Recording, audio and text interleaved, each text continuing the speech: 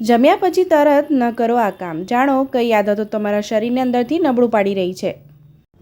શું તમે જાણો છો કે ખાધા પછીની આપણી આદતો પણ આપણા સ્વાસ્થ્ય પર ભારે અસર કરે છે? આપણને શીખવાડવામાં આવ્યું છે કે શું ખાવું, કેટલું ખાવું ને ક્યારે ખાવું, પરંતુ બહુ ઓછા લોકો વાત કરે છે કે ખાધા પછી શું ન કરવું જોઈએ, શું કરવું જોઈએ, જેથી આપણા શરીરને સંપૂર્ણ લાભ મળી શકે. ખોટી આદતો આપણી પાચન ક્રિયાને નબળી બનાવી શકે છે. તો જાણો વિગતે.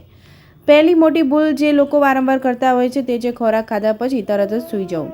ખાસ કરીને બપોરના ભોજન કે રાત્રિ ભોજન પછી આ પાચન તંત્રને નબળું પાડી દે છે, એસિડિટી વધારે છે અને ભારેપણું અનુભવે છે. ખાધા પછી થોડી વાર બેસવું અથવા વજ્રાસન જેવા યોગાભ્યાસ કરવા વધુ સારું રહેશે, જેથી પાચન યોગ્ય રહે અને શરીર તાજગી અનુભવે. આ પછી તમે ડાબી બાજુ સૂઈ શકો છો.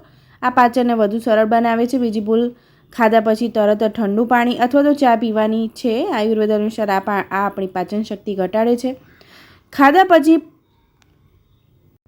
15-20 મિનિટ પછી થોડું ગરમ પાણી પીવું વધુ સારું રહે છે, જેથી તમારી જે પાચન શક્તિ છે વધી શકે અને પાચન યોગ્ય થાય. ત્રીજી ભૂલ ખોરાક ખાધા પછી સિગરેટનું સેવન કરવાની આદત આ સ્વાસ્થ્યને નુકસાન પહોંચાડી શકે છે. તેના બદલે તમે એલચી અથવા તો વરિયાળી ખાઈ શકો છો, જે મોંમાં તાજી સ્મેલ આપે છે અને પાચનમાં પણ મદદ કરે છે.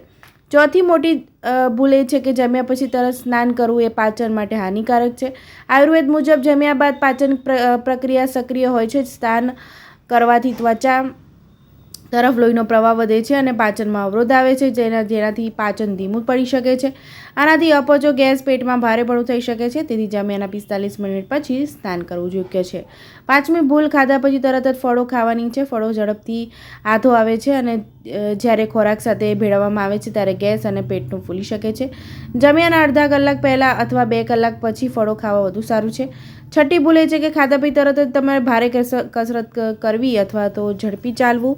આ પાચન પ્રક્રિયાને અસર કરે છે. ખાધા પછી લગભગ 100 પગલાં ધીમું ચાલવું સારું છે, નહીંતર પેટમાં દુખાવો, અપચો, ઉબકા જેવી સમસ્યાઓ થઈ શકે છે.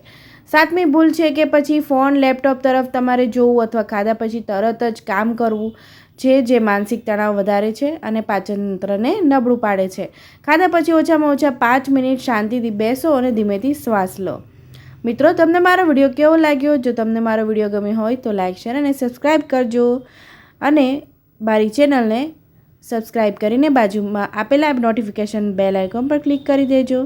અને તમે મારો વિડીયો કયા શહેર અને કયા દેશમાંથી જોઈ રહ્યા છો એ પણ મને કમેન્ટમાં ચોક્કસ જણાવજો.